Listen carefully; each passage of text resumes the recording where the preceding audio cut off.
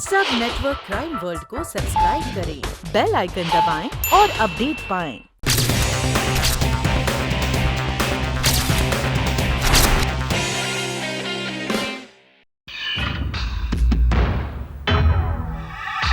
Thank you uncle. What? Yes डब्बा। Colonel, इसमें उस फोन कॉल की रिकॉर्डिंग है जो किडनैपर ने मिस्टर मेहता को किया था।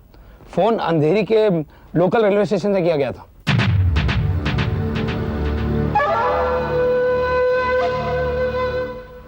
फोन कब आया था? सुबह 9 बजे। सुबह 9 बजे और 9:30 बजे इंस्पेक्टर जाधव को मिस्टर मेहता का फोन मिला कि बच्चे की तलाश बंद कर दी जाए। बोले तो मिस्टर मेहता उस किडनैपर की धमकी से डर गए होंगे। एक मिनट इकबाल। पुलिस को इन्फॉर्म करने की गलती मत करना। याद रखना, मैं तुम पर 24 घंटे नजर रखूंगा। अगर तुमने कोई होशियारी करने की कोशिश की तो बहुत पछताओगे। रुपयों का इंतजाम करके ड्राइंग रूम की खिड़की में सफेद रुमाल बांध देना। उसके बाद मैं तुम्हें बताऊंगा कि रुपया कब और कहां पहुंचाना है। Good bye. उसके बाद मैं तुम्हें बताऊंगा कि रुपया कब और कहां पहुंचाना है। कर्नल, कोई खास बात? यस, बहुत खास बात। इकबाल, तुम्हें याद है 1 साल पुराना वो टिंकू किडनैपिंग केस? हाँ, क्यों? उसके किडनैपर टोनी की आवाज भी हमने रिकॉर्ड करवाई थी। हाँ सर, और उसकी आवाज की रिकॉर्डिंग की कैसेट भी मेरे पास है। वो टेप निकालो और उसे प्ले करो।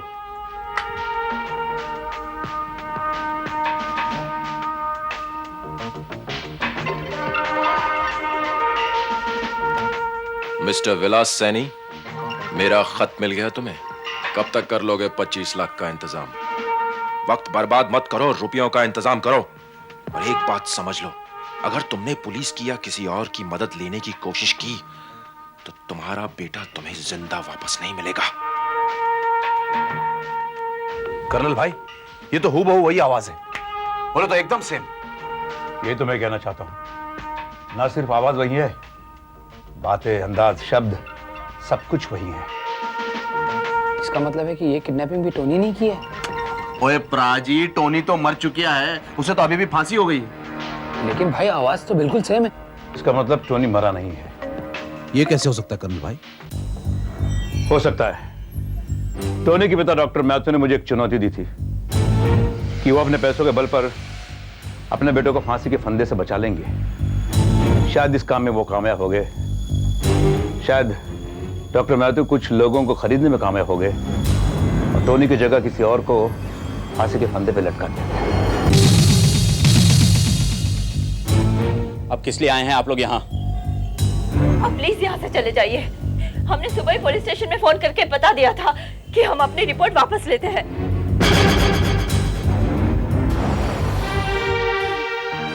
हमें अपने बच्चे की जान प्यारी है। 1 साल पहले आप लोगों के रहते जो उस बच्चे के साथ हुआ, हम नहीं चाहते वो हमारे बच्चे के साथ हो।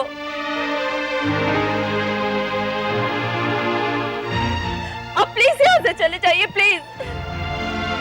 देखिए, इस तरह से डरकर आप किडनैपर की हर शर्त मान लेंगे तो मुजरिम और जुर्म दोनों को बढ़ावा मिलेगा।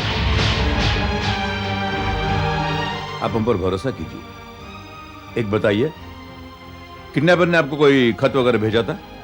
जी जी हाँ।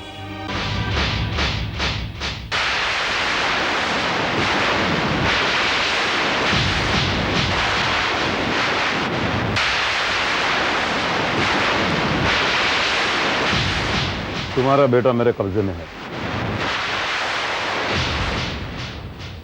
अगर उसकी सलामती चाहते हो तो 25 लाख रुपयों का इंतजाम करो।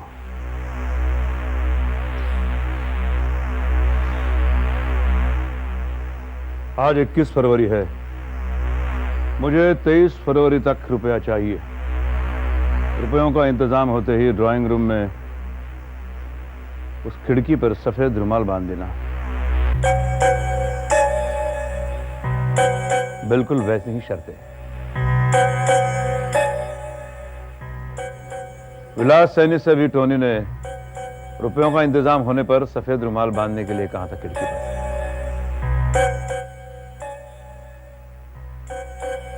मेरा शक यकीन में बदलता जा रहा है। अब हमें क्या करना चाहिए कर्नल?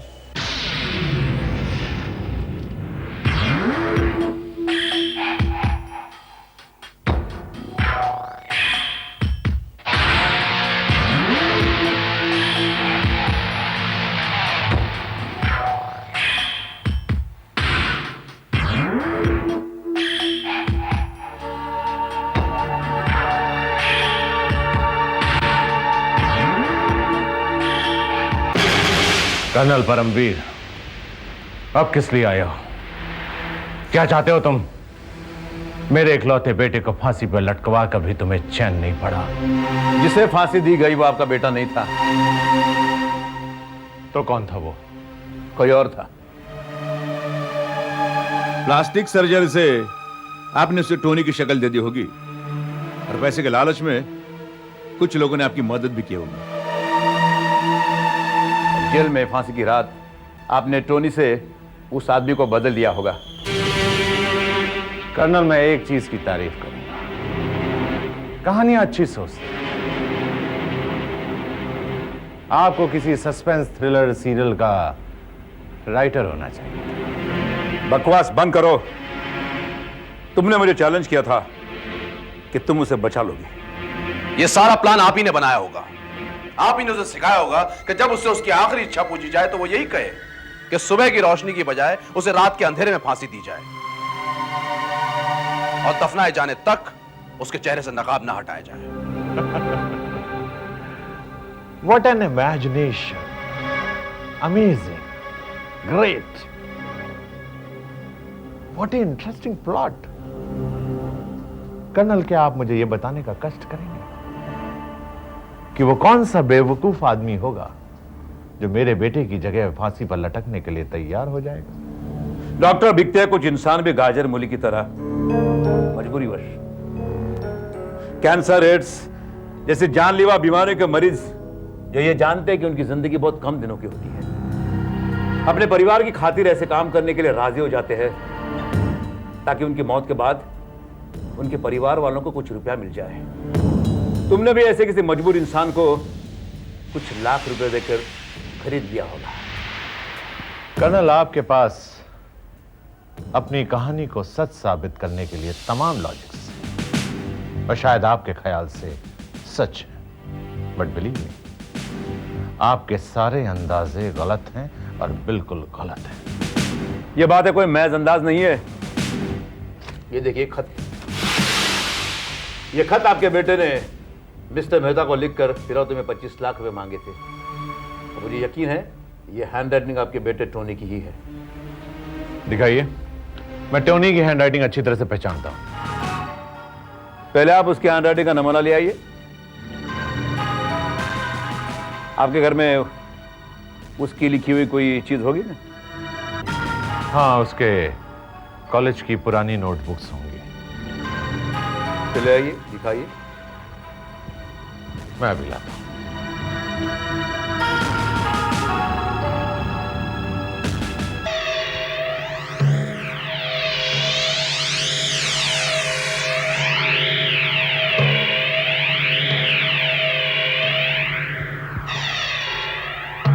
ये लीजिए, टोनी की नोटबुक।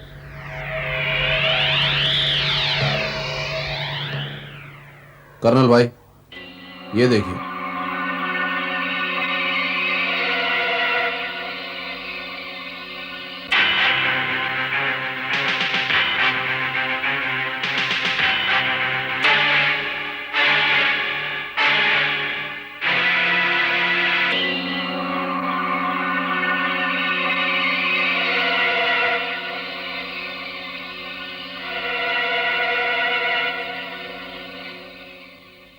ये देखिए डॉक्टर साहब,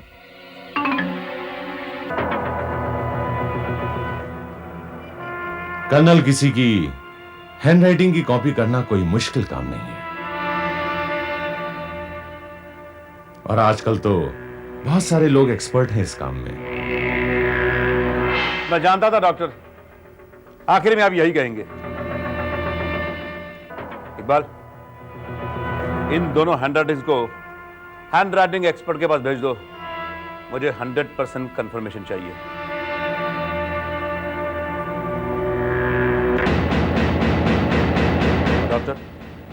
उसके बाद आपको और आपके बेटे को कोई नहीं बचा सकेगा।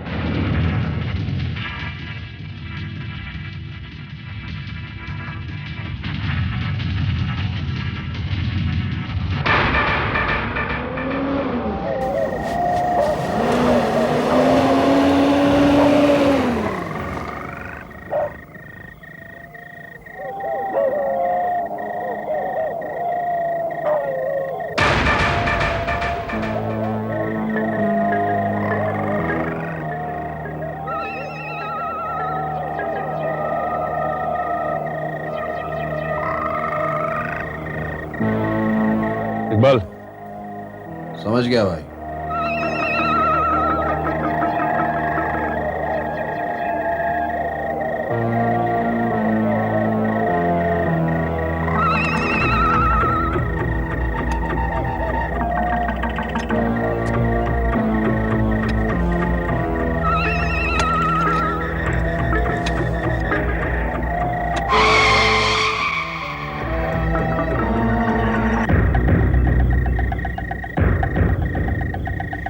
डॉक्टर मैथ्यू,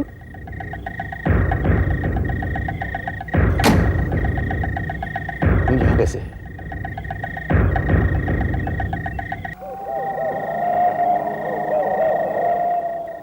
कर्नल, मैं जानता था कि तुम्हारी इन्वेस्टिगेशन का अगला कदम यही होगा। तुम यहां जरूर आओगे, लेकिन किसकी परमिशन से ये कर रहे हैं? मिस्टर मैथ्यू, सच्चाई तक पहुंचने के लिए मुझे यह कदम उठाना पड़ा। बस कुछ मिनट और रुक जाइए। I am sorry colonel Paramvir, आप ऐसा नहीं कर सकते। मैं डॉक्टर मैथ्यू का वकील हूं, एडवोकेट त्यागी। कर्नल, ये तो बहुत मामूली सी बात है, ये आप भी जानते होंगे कि मरने वाले के घर वालों की इजाजत और कानून की इजाजत के बगैर कब्र खोदना कानूनन जुर्म है। देखिए कर्नल, अगर आपके लिए इनके बेटे की कब्र खोदकर ताबूत निकालना बहुत ही जरूरी है, तो इसके लिए आपको कोर्ट की परमिशन लानी होगी।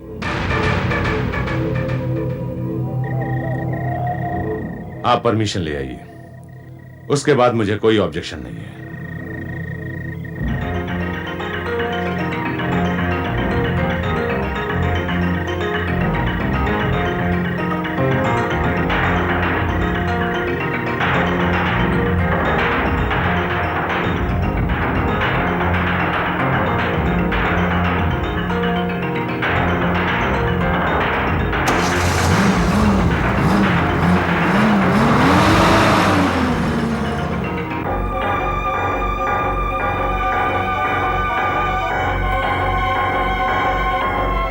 प्ले करो।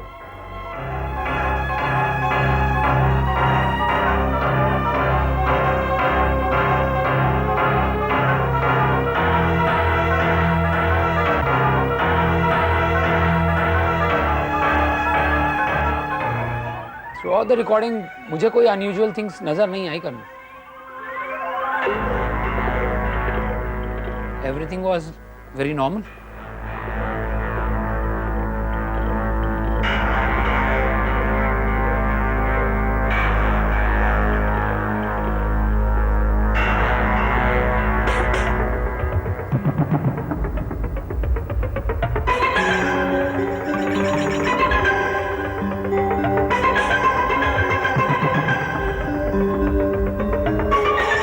डबल रिवाइंड करो।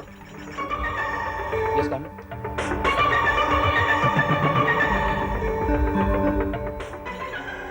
प्ले करो।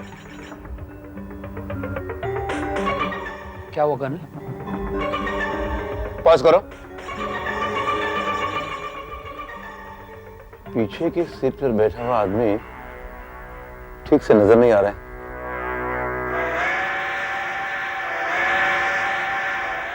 डब्बा,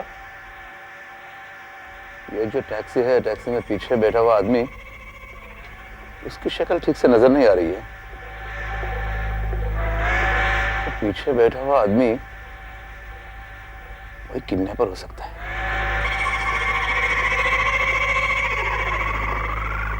तुम इसे जूम कर सकते हो? Yes colonel. करो।